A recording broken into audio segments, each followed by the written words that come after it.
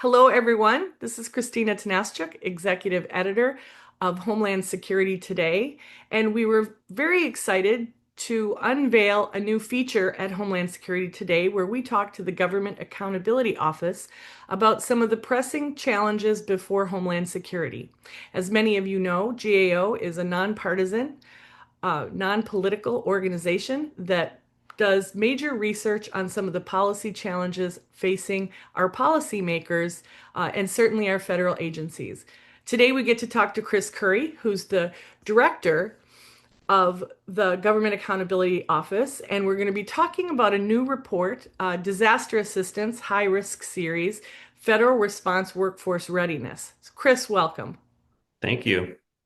And we just kind of wanted to do a teaser with you to talk a little bit about the new report, but also to get people to focus in on it because there's a lot of discussion and conversation around the Federal Emergency Management Agency, its future, whether it's effective or not. And so it was very interesting to see that you did, GAO did put it the Disaster Assistance High Risk Series. So, can you talk to us a little bit about what prompted GAO to add it to the high risk list in 25?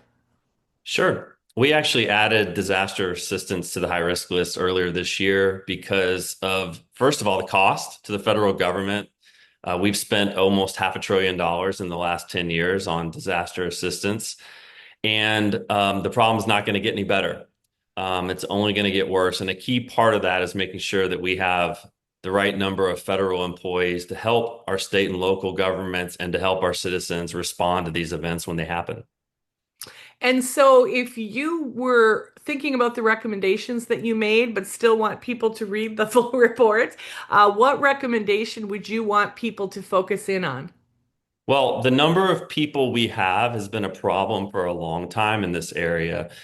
In the past, leading up to big disasters like Hurricane Maria, and even last year with Hurricane Helene, Hurricane Milton, a lot of people remember, we were already running really short on the amount of people we needed to respond and help people just because of the amount of disasters that are going on across the country all the time. And so what we've done is we've looked at that recently. And of course, a lot of folks probably know that there's been many changes happening at FEMA, and the administration is looking to reduce FEMA's role. And so that's very important to consider as we look, how do we prepare for future events?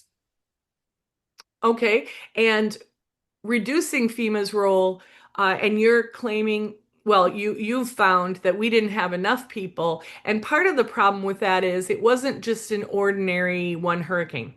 So it was one thing after another. So Absolutely. I guess how do you, or does the report address how we work with several events at the same time? That's exactly the concern, and you're right.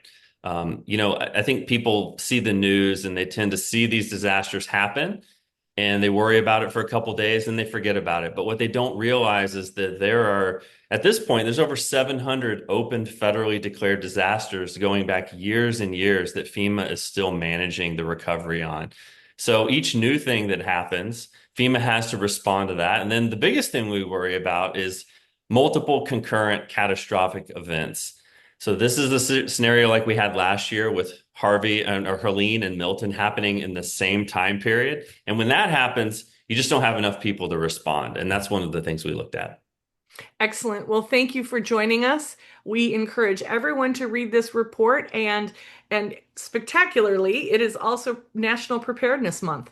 So this report couldn't have come at a better time. Chris, thank you for your time today, and you can read the summary and the full report at www.hstoday.us. Thank you all for joining us.